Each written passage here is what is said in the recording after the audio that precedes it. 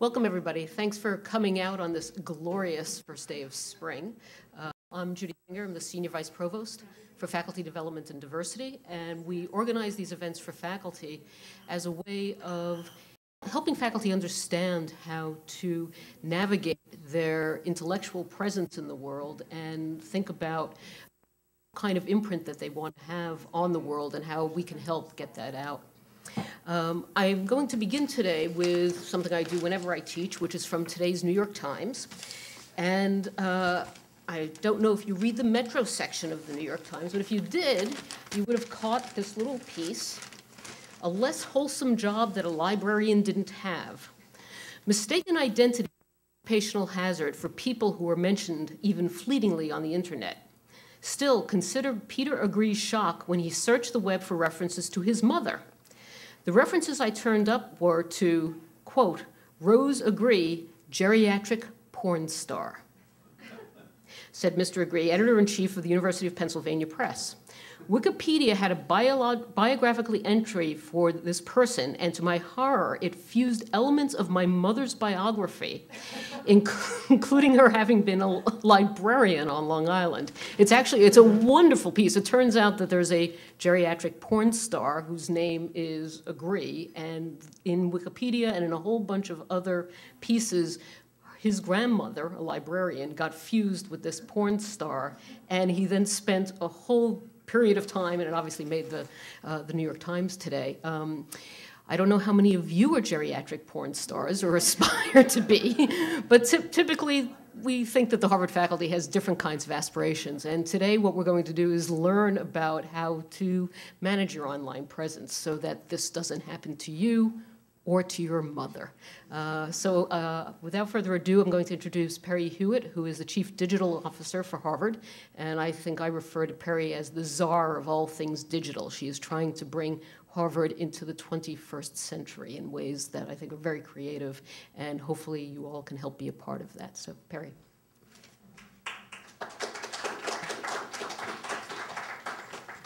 Thank you so much. It has never been more important to think about how to manage your online presence, whether you're a geriatric porn star or not. I think it's super important to think about where you are. My job is spent a lot thinking about Harvard's institutional brand, and I joke that I never want to make the mistake of thinking I hit a triple when I was born on third base. I get that Harvard already had a pretty good brand presence well before I got here, 375 years.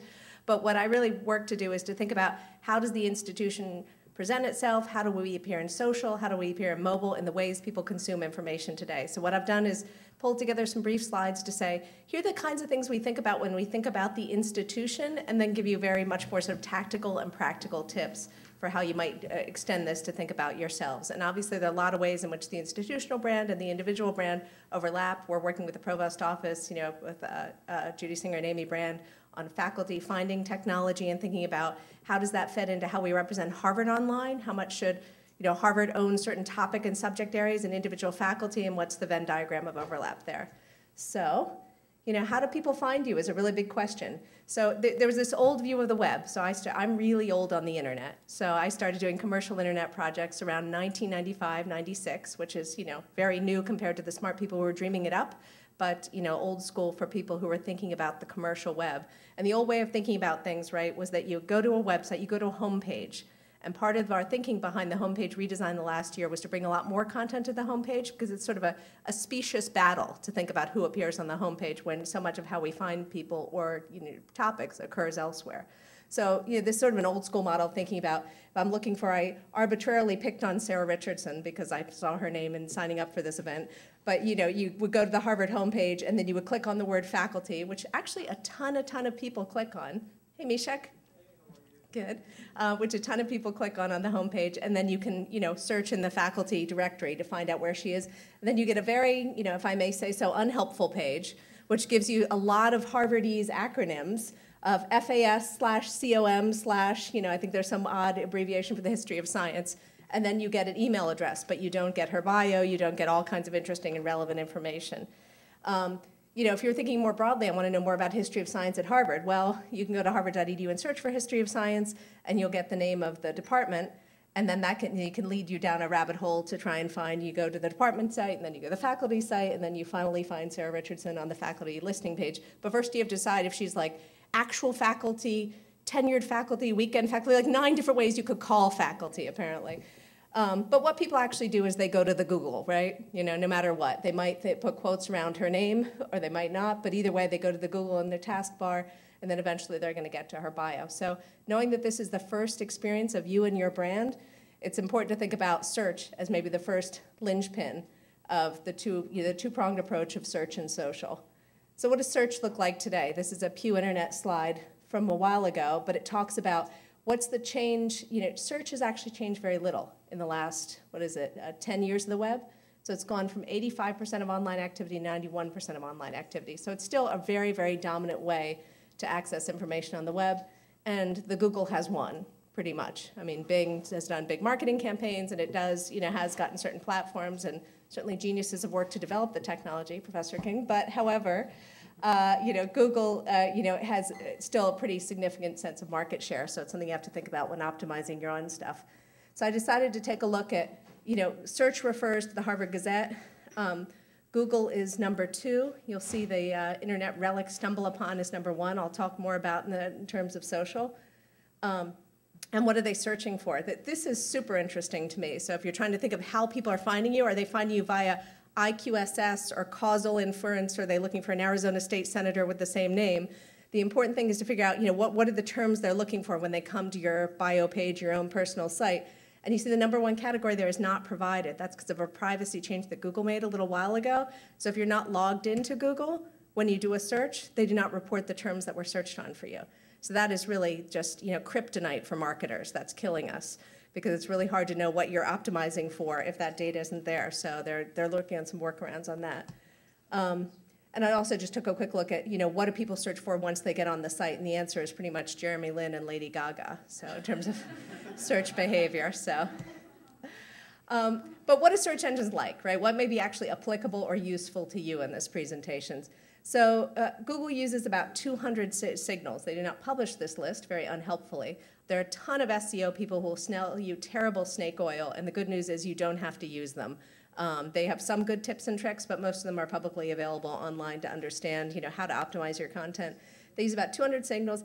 Inbound and outbound links, it's really important to think about any website you present for yourself, your project, your grant application, whatever it is that you want public on the internet, the people to find and associate with you, that you think about it as an airport terminal and not as a desert island. That is the metaphor I hope you'll leave with today. Like lots of things coming in, lots of things coming out.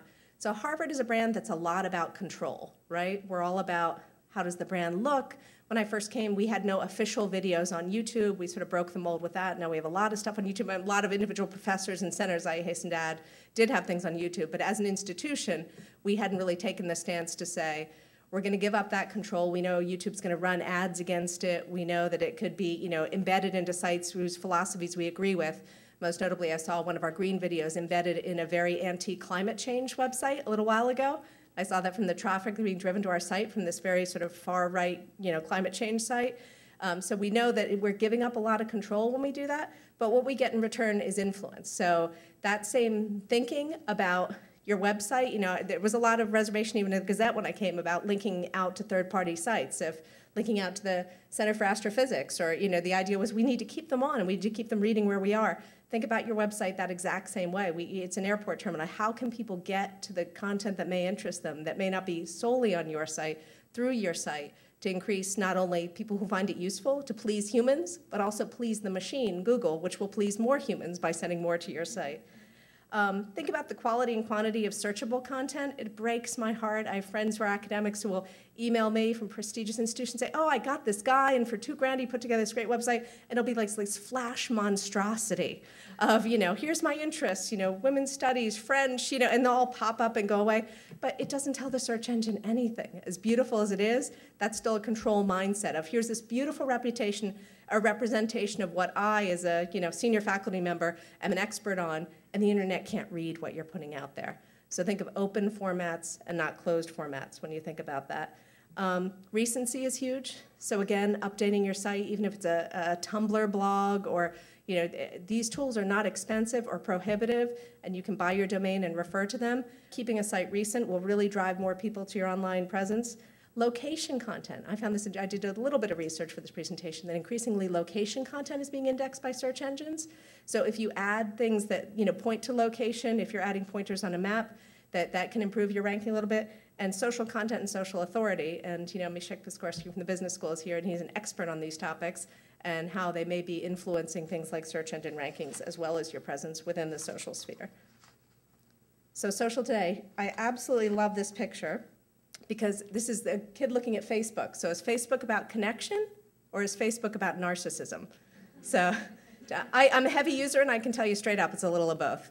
But we're increasingly capturing more and more pictures of videos just as the campus. So some of our photographers have been with us for 17 years, and they're amazed by how much the kids are looking down rather than looking out when they walk around the yard. And I'm a technologist and I love this stuff, but it sort of breaks my heart when they come back with some of these pictures. So this is a tweet from the Sheikh. We're talking about, that search and social don't always get along, right? There's kind of a war between them. So Google, runs Google search, and Apple has a lot of assets that aren't Googleable, and Twitter is not owned by Google. So how Google indexes tweets is always changes back and forth. And this tweet is actually just talking about how 90% of the people, or 10% of the people produce 90% of the content on Twitter. But search is an issue that plays out here too. So this is the same chart I showed you earlier. I just think it's arresting to think about. That's 2005, which I think is the year that YouTube launched. But think about how much social network site use has increased, between 2005 and 2012, up to 66%. Still a lot less than search as an online activity, but it's huge in terms of growth trajectory and in how people access and find information. Minutes of use of social networking sites. I think when I first came here, someone said to me, "What's your MySpace strategy?" I said, "Wait." So turned out to be a good strategy. And even the MLA is on it, right? I'm starting to see more and more tweets and comments for academics. How do you cite a tweet? How do you do, just when I saw the MLA was on this, I thought this is worth including. People share content across, their myriad platforms, so it's really hard to know where you invest time and energy. And some content you create on your own. I just love this tweet. I brought this to Australia where people were crazy about Jeremy Lin inexplicably. But, Harvard is taking, look at the order of these things. Facebook, then the White House, now basketball. I think sure teaching and learning is in there somewhere. But people create presences and content on social. And a lot of content they curate. And this is a big trend on the web. So if you're thinking about yourself as, academics are thinkers and leaders and scholars and publishers. But one thing they are increasingly, like the rest of us, are curators. It's a totally overused and overhyped dumb word. But the truth is, a lot of what people are looking for is, help me get to the smartest things around my topic. And I see that in terms of managing your online reputation. That's one of the things that faculty can excel at, is especially Harvard faculty, where the breadth of things that cross your desk or the ideas that cross your department are so large that simply aggregating them and delivering them shows a lot of value. I just put this in because the trend of Pinterest to me and the whole idea of the visual web growing is just so amazing in terms of how quickly it's delivering more content to different sites. So this month, last month in February, Pinterest actually referred more traffic to sites to people than Twitter did, which is kind of amazing to think about. So when people click on a Pinterest picture, it drives back to a site, and it drove more than Twitter. So it's just, this may not be completely germane to what you do day to day, but to me it's a fascinating trend not only to the web of curation, the visual web, and how quickly things can rise up that might catch you by surprise. I don't know, how many of you are on Pinterest? Sure. So yeah, so 1, 2, 3. It's a really pretty new 2011 thing, but the speed to which those things can grow and drive traffic is just interesting to observe.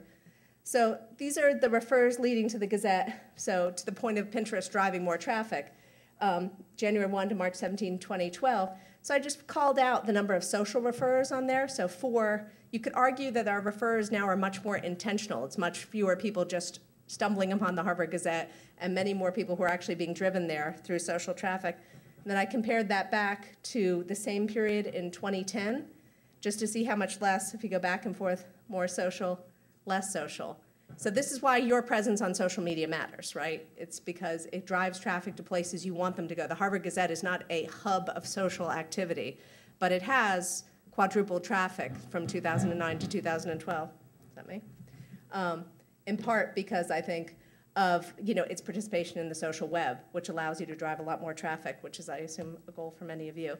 So there's sort of this co-opetition relationship between social and search. You know, the search engines don't want to always index the rival social sites. Social drives a lot of traffic, so the search engines can't ignore them entirely.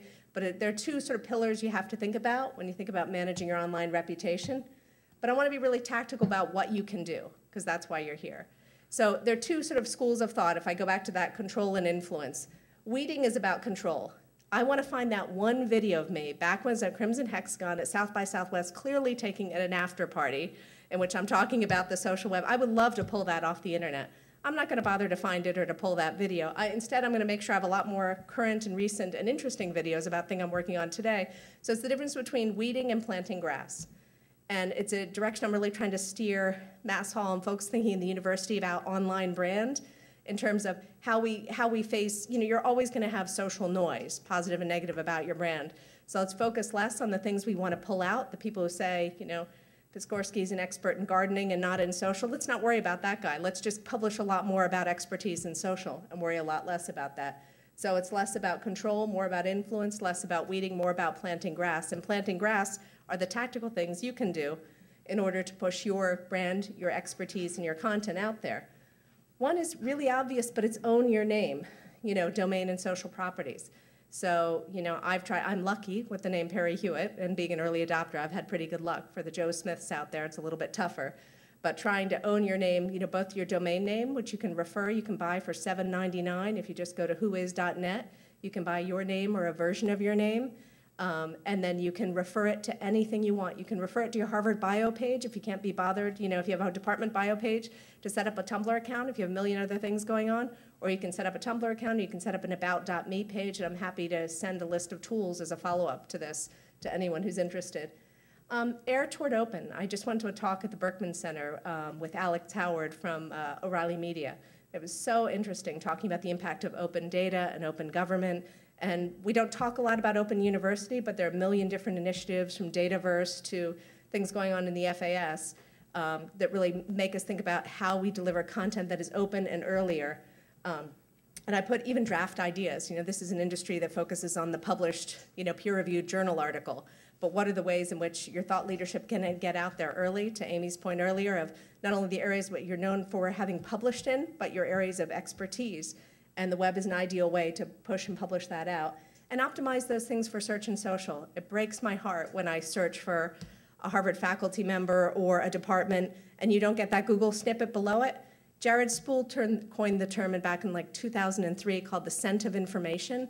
And there's so many things that deliver that scent, that make a link seem more clickable. One of those things is the snippet of text underneath a Google search result.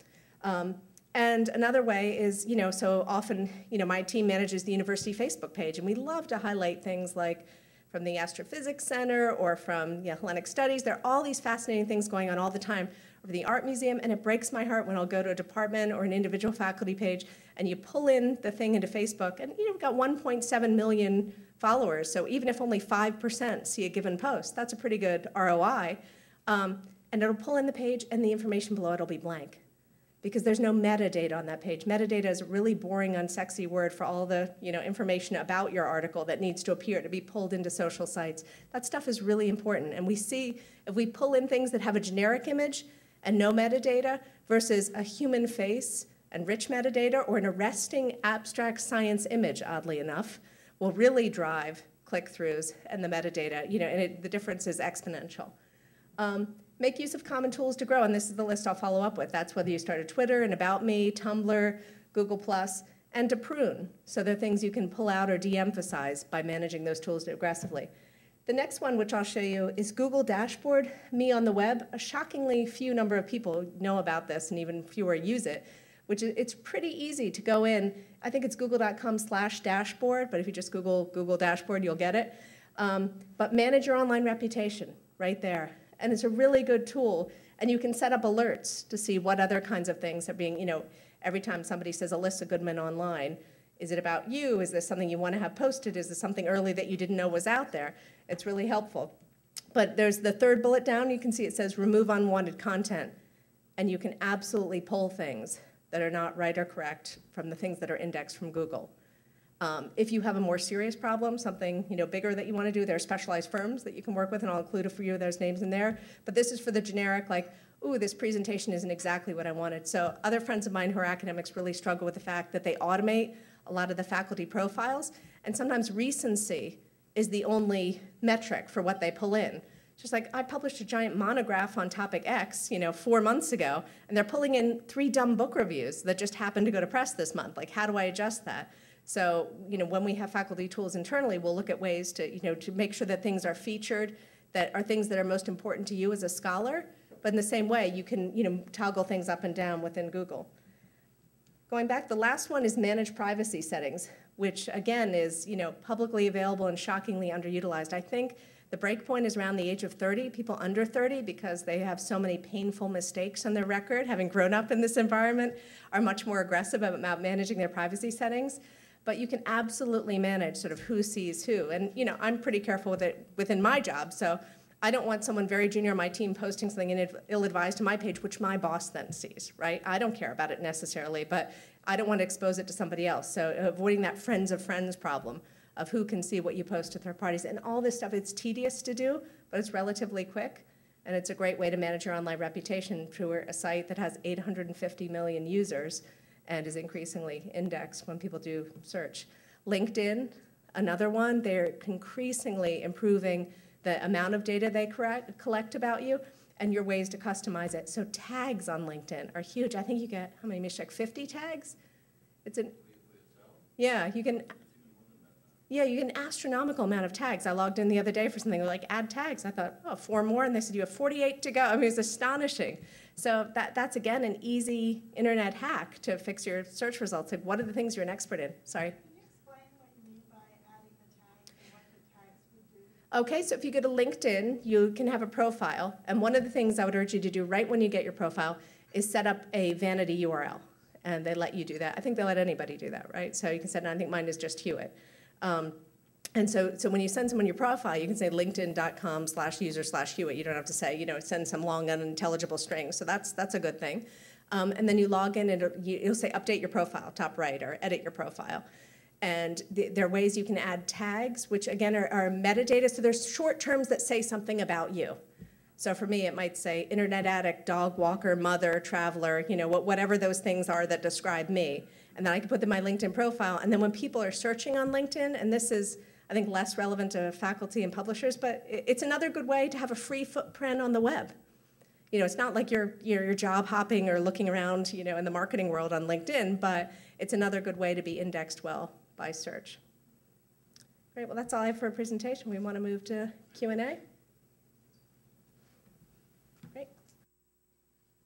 So I thought I'd just kick it off with a question for the panelists of, what is your online reputation to you? I was actually having breakfast with somebody from very senior within News Corp who is doing a lot of interesting stuff with video, and they said, Fox has 200 million Facebook fans, and we're redefining what a franchise is. For us now, a franchise is what someone types into Google to find us, rather than a product or program. So maybe think, what's a reputation? So you want to start, Misha? Sure. So I've resigned to no reputation, quite honestly. And I mean it's slightly tongue-in-cheek, but slightly seriously. I'm maybe in a slightly unusual situation that I researched this, so I always have the excuse of, oh, I've done this and it's research, right? So I play online games and I tell people it's research, but more seriously. So what's reputation? So I'm actually thinking of this in sort of very transparent terms. I'm actually, my approach towards this is that it's less about me trying to portray the persona that I am. That's my official HBS page, conveys that very unsuccessfully, so much so that you can't even find my email address because people are so concerned about spam at HBS that they wouldn't even let me post my email address. But I'm actually sort of very much thinking about this in a sort of, and you already alluded to this, in the sort of, if you like, inbound marketing role. So a lot of what people are thinking about and a lot of what traditional schools are thinking about is sort of how do we take content that we have and sort of push it out, and sort of this is your typical outbound marketing. I actually am sort of more thinking about managing my reputation in a way that makes me more, A, findable, and 2, accessible. And that's actually how I meant, like, I've actually resigned my reputation in a way. So I actually try to come across as slightly goofy online. I actually try to sort of play around, be slightly playful, say things sometimes that might be conceived by some of my senior colleagues as slightly outrageous, but they sort of, they were like, oh, he's Polish, you have to forgive him. So, which I also have carefully cultivated. So, and what I found actually when you do that, amazing things happen, and really amazing things happen, and sort of Twitter has been very helpful, but so has Facebook. In many ways, what I found is that people have reached out to me, and very, very unexpected people have reached out to me to say, that's really interesting, why would you ever say that? That doesn't seem to make a lot of sense. And the people sort of who congratulate you, that's sort of like, usually those conversations don't go very far, but people who sort of say, well, like, that just makes no sense, this seems wrong, we actually leads to very interesting conversations. And in some situations, actually, I had 2 situations where I actually got research data sets from companies as a consequence of that, right? So I have actually sort of started leveraging a lot of what I'm doing to actually get input for data. And since a lot of what I do is social science data, and social science data is usually quite difficult to get, this has actually sort of opened doors to many research sites where basically the order was people would reach out to me, would have a conversation, would disagree about something, then would find out all it was just making different assumptions about the world, some of which would be testable. And I said, well, let's test it. You actually have these data. Let's actually have a look at them. And so that's sort of been my strategy. It's been to sort of being open, being accessible, being sort of very easily foundable and very easily accessible by people. So that's my online reputation for you, for what that's worth. Gary? Thanks. Thanks for Perry for arranging this and everybody else involved. So I learned Twitter from Perry. Perry was at Crimson Hexagon, which is a company that I helped form. I signed up for Twitter, and my first follower was a friend from graduate school. And so I thought, okay, I got this. And my second follower was Britney Spears. Don't ask, I haven't the slightest idea. So then I realized I didn't get it, but I don't think I'm going to get it. One way of thinking about it is that our job as academics is the creation, dissemination, and preservation of knowledge. I think of that as that's the purpose of the university. And what this session is about is the dissemination of knowledge and finding and things like that. But it's not about creation of knowledge. It's not about preservation, actually. Preservation of this stuff is actually a very big issue. But it's about the dissemination of knowledge and new ways of disseminating knowledge. It used to be that we would just write things and they'd become books or articles and they'd be published, I don't know, 3 or 4 years after we wrote them usually. And now actually we can distribute much faster. And I think that's really interesting. And so I think of it as part of our job. I mean, I think like what do you mean you don't have the equivalent, either Twitter account or whatever company you feel like signing up to support, because that's basically what it is. You sort of have to. I mean, I think I think of that as our job. Whether you want to feel goofy or crazy or stuffy, I mean, that's up to you. Although the rules of the game seem to be that you distribute your knowledge, and people actually want to know that you're actually a human being, and so you do have to add some aspect of something, and so if you feel comfortable with that, you'll share too much. But otherwise, you actually need to add some aspects of you as a person, but you don't have to tell them everything about yourself. I think a really important point is that, like when you go, like this is junior faculty around the table, including Joe, a really important point is that the transition from like a graduate student to a faculty member, I think, is you become a public figure. And that's like a really strange thing, because you don't think that you're becoming a public figure, you just think you're just getting a job, right? But actually it's a job where you become a public figure. And what is a public figure? A public figure is a place where you're there, you're saying things, and you're communicating to people that you don't know, and then they can say anything they feel like about you, and you don't even get to know about it very often. You don't have any control over it. And if they can say something to hurt you such that it benefits them, they probably will. So you really have to, I mean, that's a really important thing. So that means it's not only like pushing yourself out there. You're a Harvard professor, people will find you. So it's actually managing it in an interesting way. And you sort of have to think about it the same way you do about celebrities, even though, we're not, most of us, work on technical issues, and we're very happy to be able to do that. But actually, thousands and thousands of people out there are really interested, maybe hundreds of thousands. And so you have to really think about it the way we think about celebrities. When a friend meets some celebrity, you know what they say to you? They say, they make some judgment about them as a person. They say, what a jerk. Or they say, he was sort of a regular guy. And actually, that's really important. I mean, it's important to me anyway. And so when you deal with people out there, deal with them that way. So like my rule is, whenever I get email, I respond to it. I don't care what it is, who it is. I mean, unless it's really like somebody who's nuts, and not my colleague. I try to respond to every email. Right? Maybe that's a little crazy, but you just try to be an adult, like somebody who has a persona that you'd want to actually speak to. Reporters are interesting because if they're going to interview you about your work, the job of a reporter I think of as sort of like a soccer player, where you fake right, go left, right? Their job is not to convey you in the best possible light. That they don't care about you particularly. Their goal is they have an angle, or they're going to try to find an angle. And if you come out well or bad, that's just not relevant, right? So when you're talking to a reporter, it's really important that you be careful about what you say. I mean, a lot of you have experience with this, but it's not a minor thing. Some are really nice and honest and et cetera, but for example, it's against the rules of most journalism to actually share with you what they're going to write before they write it. Like, you can imagine if that were the rule in academia. So on the transmission of knowledge or distribution of knowledge, I think of it as there aren't a set of rules. They're constantly changing, and I think it's our job to stay up at the cutting edge of research, and it's also our job to stay at the cutting edge of distribution. And so it used to be that great advice to junior faculty was like, every time you write a paper, make a Xerox copy of it, like maybe 50 Xerox copies of it, and put it in the mail to all the important people, right? Or what I used to tell people, even today, when they write a book, give up all the royalties. You're not going to make any money on the book, okay? Instead, get from the publisher 100 free copies and send a copy to everybody who could possibly write a 10-year letter for you. It's still a pretty good piece of advice, actually. But that's not most of the distribution. That's not most of the way that you're going to get to be known.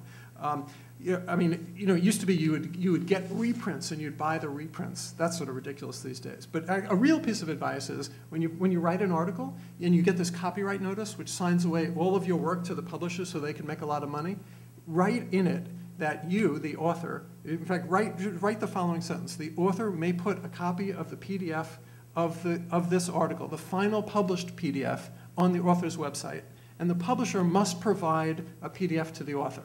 Just literally write that on there, okay? Don't make a big deal about it. Just write it on there, sign it, and send it back, okay? So what happened, I've done this for 15 years, okay?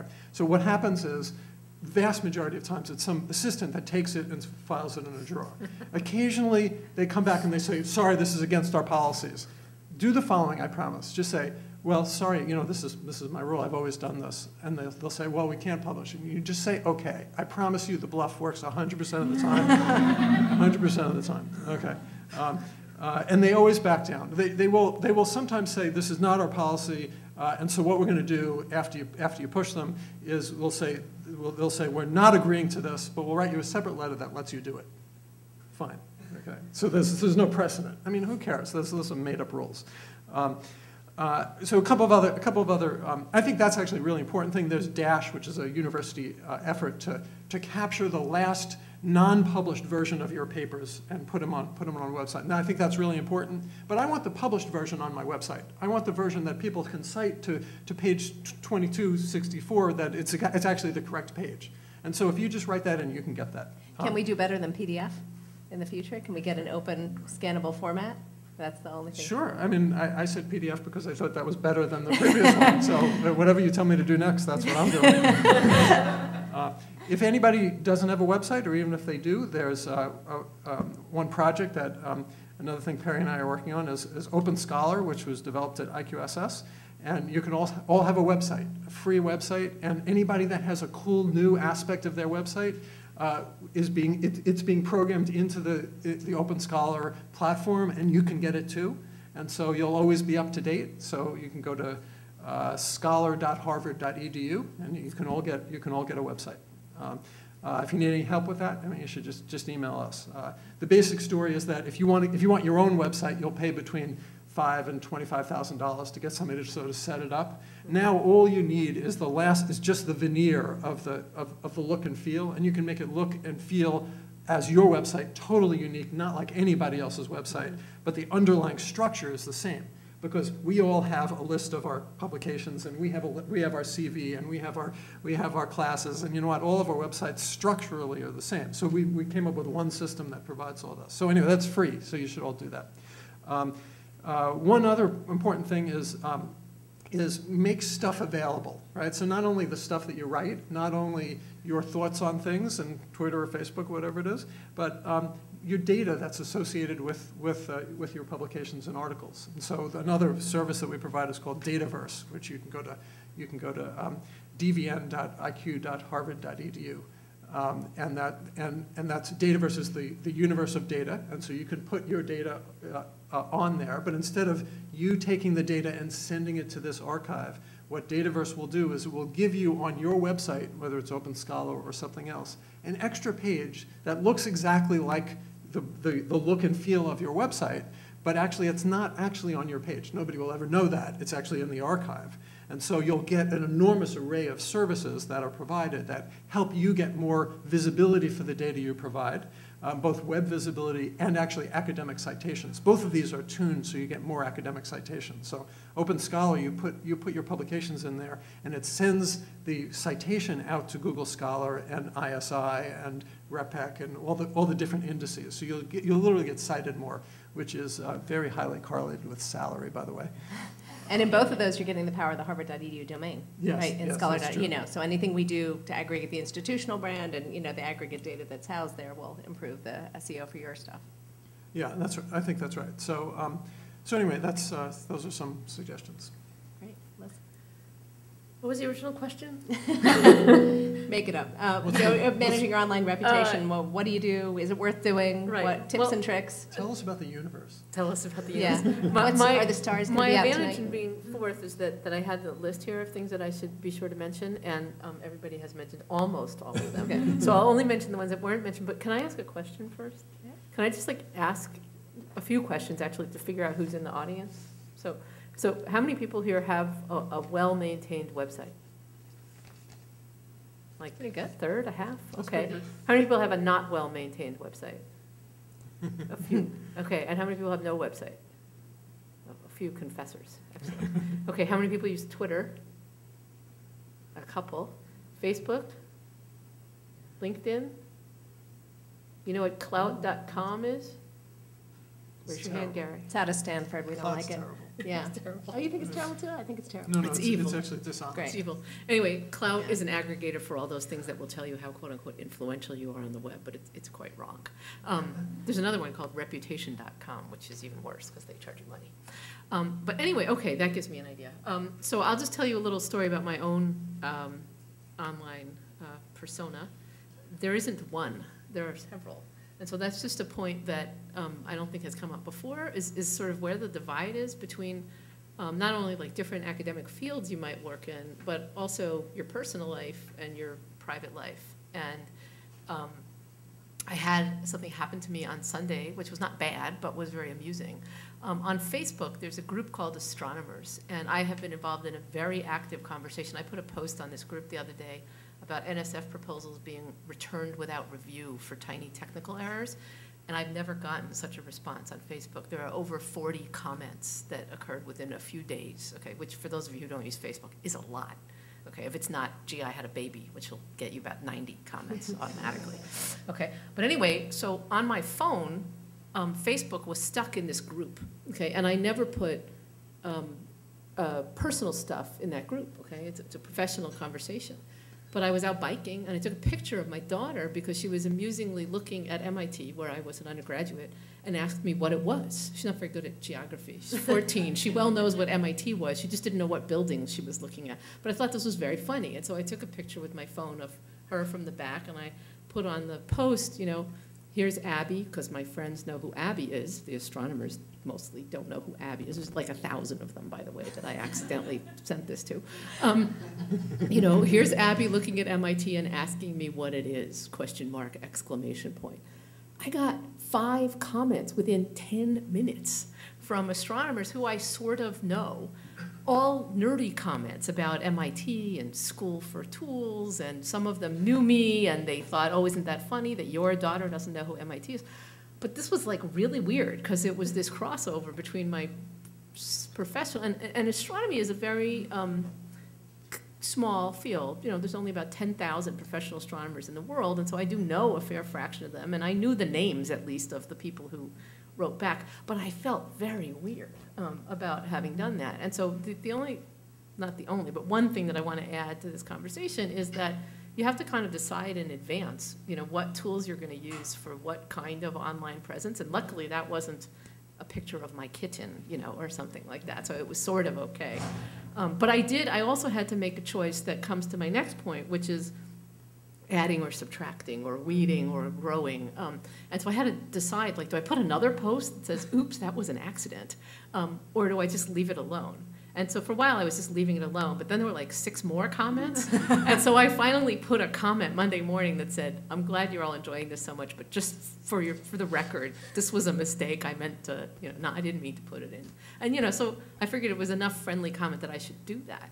But other times, you know, it's like what Perry was saying, where if there's a bunch of negative information, but then there's a pile of positive information about you or about something you did, it's not worth responding to the negative information. It's just almost never worth it. It's too much effort. It's too much effort to find it. It's too much effort to respond to it. And so it's funny because when you say, you know, I told my husband, who Gary knows, that I was coming to this panel today to talk about managing your online reputation, and he works with a bunch of lawyers. And so he immediately started thinking about, you know, these companies that will clean up your reputation and how not to mess up your reputation in the first place, and all the kind of negative aspects of this, where I hope that what we're mostly talking about is the positive aspects about openly sharing information and data, and, you know, sort of this whole concept of micro-publications that people haven't talked about, that Amy knows a lot about, but I'm not really sure what that means. But, you know, some people actually count a tweet as a publication, and they're interested in sort of citation metrics, which I know Judy hates, as do I,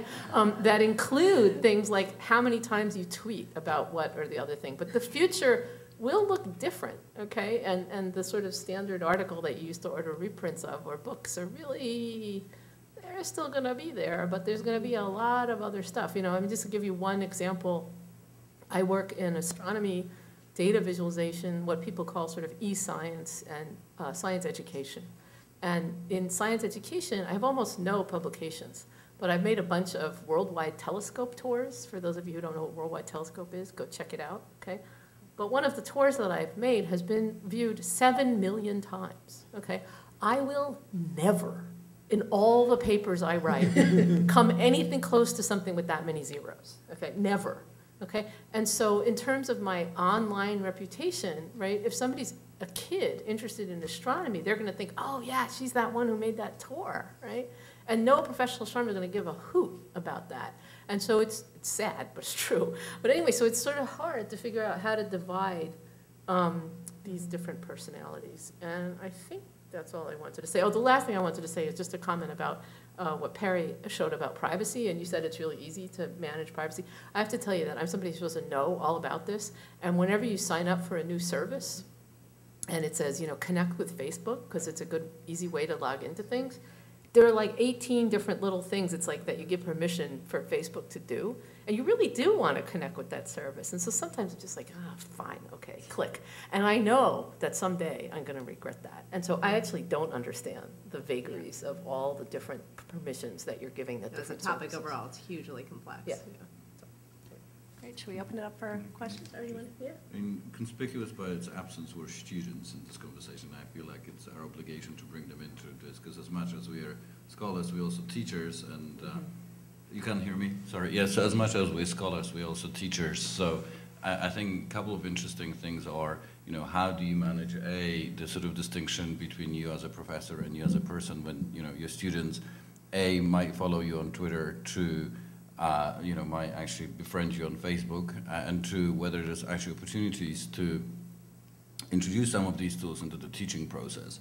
And I've actually, in my experience, found that both are actually sort of worth paying attention to.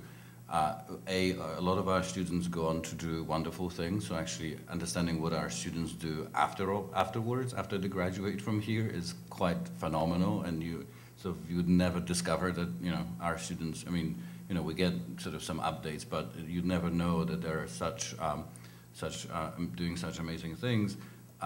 It also really helps students understand a lot of what you're doing in advance, before they take a class or after they take a class, particularly after they've taken class. There's just this interest that they continue in the class, and the sort of level of conversations engagement is phenomenal. And it sort of actually rubs on, I mean, the benefit to the current students is the current students see that, and they go like, oh, you know, the graduates are still in touch with this person, so this person must be doing something, so I better pay more attention, I better go and sort of the extra mile and find out what it is this class is about and what we're learning, because clearly it's sort of leaving a lasting impact.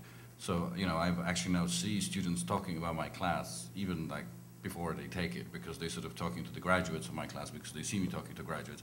It's just a really sort of interesting and empowering experience where it's almost like, okay, well, I don't have to teach because, you know, like the graduates can teach you what I'm going to teach you, so like I can go to Bermuda, but no, still hasn't happened yet.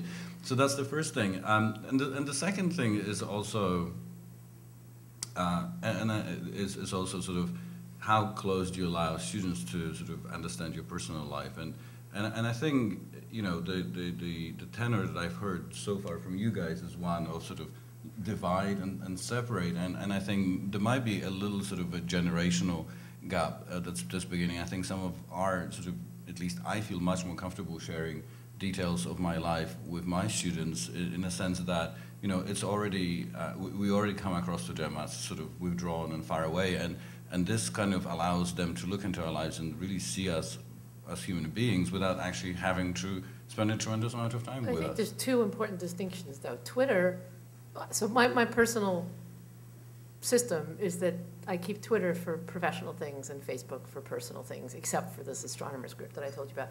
And the reason I choose to do that is because Twitter goes to the entire world, whereas Facebook goes to your friends. And I actually have a rule on Facebook that I will not friend anybody who I wouldn't want to go out to dinner with, okay? And that's my rule. And I have plenty of former graduate students of our department and some former undergraduates who I'm friends with on Facebook. But I'm friends with them because I'm friends with them, not because I want to keep up with them professionally. Actually, so I have something in between. I do the same thing as you do. But in addition, I have a Facebook group for alumni of my classes. And then over the years, I get opportunities that, you know, for jobs and things like that I'll post, and, you know, they'll keep in contact with each other. They'll co-author papers and things, which is actually a terrific thing. Right. And I think where I am on the spectrum is I will friend any student that wants to friend me. I will never friend them. But then I have a privacy control. It's like, this is student safe. There are certain things that students it's okay to see, and there's certain things that I don't want them to see. I get to see those things, though, right? Yes, you do get Good, to see good. it. You're on the homies list. So it's really interesting, and again, it's sort of interesting. You know, I keep waiting for me to say something that will sort of I will regret in the future, but it sort of hasn't happened, and I think like the minute people find that you're actually quite transparent and you lead transparent lives, it really, this whole separation, then it doesn't really make much of a difference, and it really helps students to relate to you much more easily. For me, there's so much a connection around Twitter, around ideas. I actually met you on Twitter because I was just come to Harvard, and there was a research thing that it announced from your department that said, or your study said, you know, people, you know, with profile pictures, Facebook posts with profile pictures with faces do much better than abstract pictures. And so I said, who is this guy? And I was like, oh my gosh, he's at Harvard. And then I went to his bio, his boring bio page on HBS, and it didn't have a profile picture. So I wrote him and said, hey, jerk, you know, like, you know, eat your own dog food, what's going on? And then I made you take me out to breakfast here.